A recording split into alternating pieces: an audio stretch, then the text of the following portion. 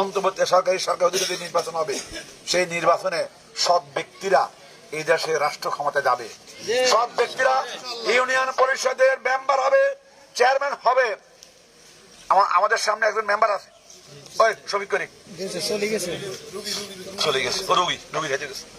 এটাও দরকার, এই ইমার্জেন্সি। এই মেম্বার আগে চুরি কোন নিউজ আছে আমাদের কাছে? অনেকের রিপোর্ট আমাদের কাছে আছে। কিন্তু আমরা যাদেরকে নির্বাচিত করেছি, প্রার্থী দিয়েছি, আপনারা ভোট দিয়েছি, তারা মডেল আমাদের জন্য। তারা আমাদের জন্য কি এমন ব্যক্তিদেরকে আপনারা নির্বাচিত করবেন। আমার প্রিয় ছাত্র এবং শিক্ষক, এখন শিক্ষক, একসময় আমার ছাত্র ছিল হুমায়ুন কবির, তাকে আমরা আগামী দিনে আপনাদের সামনে উপস্থাপন করব। আমি বিশ্বাস করি তার দ্বারা আমানতের খেয়ানত 9টি ওয়ার্ডে আমরা মেম্বার দেব, তাদের উপর আপনার আস্থা রাখতে পারবেন। এইভাবে সকল পর্যায়ে চরিত্রবান, আমানতদার, সৎ, যাদের উপর জনগণ আস্থা রাখতে পারে তাদেরকে আপনারা নির্বাচিত করবেন সকল পর্যায়ে।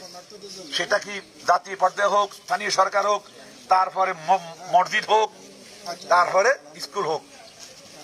মসজিদ কমিটিগুলিতে বিভিন্ন সদস্য আছে, নামাজ পড়েন।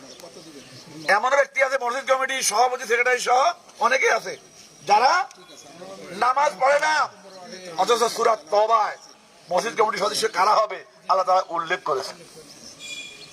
তারা নামাজি হবে, নামাজের জন্য আহ্বান করবে, তারা চরিত্রবান হবে। এমন ব্যক্তিগত আল্লাহ তাআলা বলেছেন তারা তাকওয়াবান হবে, তারা ঈমানের দৌলত নিয়ে জীবন যাপন করবে। আল্লাহ আমিন। ওয়াসসালাতু ওয়াসসালামু আলা সাইয়্যিদিল মুরসালিন ওয়া আলা আলিহি ওয়া সাহবিহি আজমাইন। আউযু বিল্লাহি মিনাশ শাইতানির রাজীম।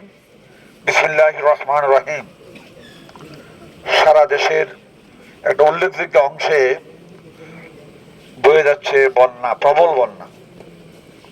এই উপলক্ষে ইউনিয়ন জামাত আজকে কতিপয় ক্ষতিগ্রস্ত ব্যক্তিদের মাঝে শুকনো খাবার বিতরণী অনুষ্ঠানের প্রোগ্রামের পরিচালক উপস্থিত আছেন সদর উপজেলা জামাত ইসলামীর সহকারী সেক্রেটারি জনাব আনোয়ার হোসেন পাটোয়ারি, উপস্থিত আছেন অত্র ইউনিয়ন জামাত ইসলামীর আমির বিশিষ্ট শিক্ষাবিদ জনাব হুমায়ুন কবির, উপস্থিত আছেন এই মসজিদের সাবেক ইমাম এবং খতিব জনাব মাওলানা শামসুদ্দিন ভূঁইয়া, উপস্থিত ইউনিয়ন জামাত ইসলামীর নেতৃবৃন্দ, আমার সামনে একেবারে পোশাকধারী স্বেচ্ছাসেবক বৃন্দ এবং আমার উপস্থিত এবং দণ্ডায়মান আমার প্রিয় ভাইয়েরা, আপনারা কেমন আছেন?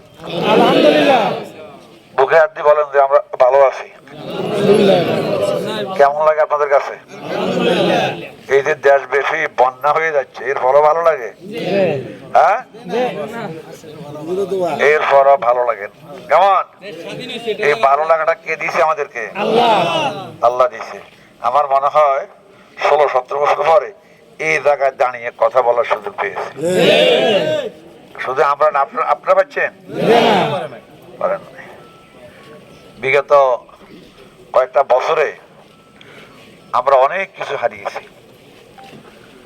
আর অভিজ্ঞতায় সঞ্চয় করেছি কি কি?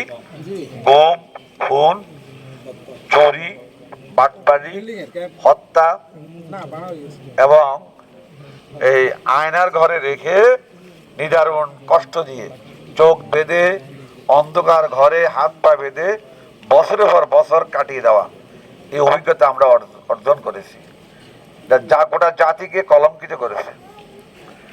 আজকে বাংলাদেশে বিশাল একটা অংশে বন্যা, হাজার হাজার লক্ষ লক্ষ মানুষ পানিবন্দী। আপনারা তো ভালো আছেন, অনেক ভালো আছেন। আপনারা খোঁজ খবর দিয়েছেন ফেনী, নোয়াখালী, চট্টগ্রামের, কুমিল্লার, দেখছেন না? অভিজ্ঞতা সম্পর্কে একটা কথা বলতে চাই। এক মহিলা, দায়িত্বশীলা মহিলা জামাত ইসলামের, তিনি ফোন দিয়েছে যে আফা আমাদেরকে উদ্ধার করার কেউ নাই। জেলা আমিরের কাছে ফোন দিয়েছি, ফোন বন্ধ। জেলা সেক্রেটারির কাছে ফোন দিয়েছি, ফোন বন্ধ। কোথায়? ফেনীতে ছাগল নাইয়া। তারপরে এখন আমরা বোধহয় সবাই এখানে ছাদের উপরে যারা আছে সবাই মারা যাব। আমাদের কোনো খাবার নাই, 2 দিন আমাদের মুখে কোনো খাবার নাই, পানি নাই, চতুর্পাশে পানি কিন্তু আমাদের পান করার মতো পানি নাই। শিশুরা কান্নাকাটি করছে, বৃদ্ধরা আহাদারি করছে। আমাদের কি হবে? আমার 4 মিনিট সময় আছে মোবাইলে চার্জ, এরপর আর ওই পরিবারের আর কোনো খোঁজ খবর পাওয়া যায়নি। আজকে খবর পাইলাম তারা আজকে তাদেরকে উদ্ধার করে নিয়ে গেছে। লক্ষ্মীপুরের একজন জুডিশিয়াল ম্যাজিস্ট্রেট, তার পরিজন তিনি থাকে লক্ষ্মীপুর, কিন্তু ফেনীতে তার পরিবার পরিজন থাকেন, তারও ঠিক একই অবস্থা। আজকে শেষ পর্যন্ত এই নিজে গেছে ওই এলাকায়, বিপদগ্রস্ত এলাকায়। এতদিন কোনো খোঁজ খবর পাচ্ছিল না তারা কি অবস্থায় আছে না মারা গেছে, এই অবস্থা। ভাইয়ের এর অনেক গবাদি পশু এরকম শুয়ে আছে মৃত। সে এক মানবিক বিপর্যয়, এক দৃশ্য চোখে না দেখলে বিশ্বাস করা যাবে না। সেবা টিমে কাজ করতে গিয়ে 3 জন ছাত্র শিবিরের কর্মী শাহাদাত বরণ করেছেন, তার মধ্যে একজনের বাড়ি লক্ষ্মীপুরে, রামগঞ্জ। এই যে বন্যা 2টা কারণ, একটা আল্লাহ তাআলার প্রদত্ত প্রাকৃতিক, আর একটা হচ্ছে মানুষ সৃষ্ট। অত্র ইউনিয়নের কৃতি সন্তান হযরত ফাতেমা রাদিয়াল্লাহু তাআলা ইসলামিক সেন্টারের সম্মানিত চেয়ারম্যান, লক্ষ্মীপুর জেলা জামাতের সুযোগ্য আমির জনাব মাস্টার রুহুল আমিন ভূঁইয়া। উপস্থিত আছেন উপজেলা জামাতের সম্মানিত স্টেট সেক্রেটারি আনোয়ার হোসেন সহ ইউনিয়নের নেতৃবৃন্দ। আমার সামনে উপস্থিত প্রাণপ্রিয় ভাইয়েরা, আসসালামু আলাইকুম রহমতুল্লাহি ওয়া বারাকাতুহু। জামাত ইসলামী একটি মানবতার সংগঠন। আমরা সব সময় যে কোনো দুর্যোগে আমরা আপনাদের পাশে আছি। আমরা এই ইউনিয়নের সর্বপ্রথম গত পরশুদিন আমরা ত্রাণ কার্যক্রম শুরু করেছি। আমাদের এই ধারাবাহিকতা এখনও চলছে, আগামী কয়েকদিন পর্যন্ত ইনশাআল্লাহ চলবে। আমরা যারা এটা আপনাদের কাছে আমাদের একটা হাদিয়া, আমির জামাতের নির্দেশনা অনুযায়ী আমরা আপনাদের ঘরে ঘরে পৌঁছে দিতে পারলে ভালো হতো। আমরা চাইনি আপনাদেরকে একত্রিত করতে, কিন্তু বিশেষ কারণবশত আপনাদেরকে আজকে একত্র করে এখানে দিতে হয়। আল্লাহ যদি আমাদেরকে এই দেশ পরিচালনার জন্য কখনো সৌভাগ্য আমরা অর্জন করতে পারি, তাহলে ইনশাল্লাহ আপনাদের ঘরেই পৌঁছে যাবে, এখানে এসে আপনারা নিতে হবে না।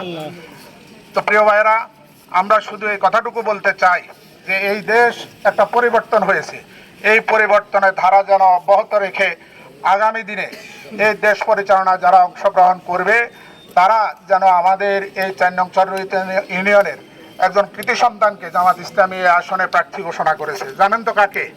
রুহুল আমিন ভূঁইয়াকে। আগামী দিনে সর্বস্তরের মানুষকে আমরা পাশে রেখে আমরা তাকে বিজয় করে আনবো ইনশাআল্লাহ।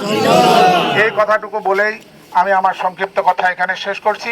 এখন কথা বলবেন সহকারী সেক্রেটারি জনাব আনোয়ার হোসেন পাটোয়ারি সাহেব।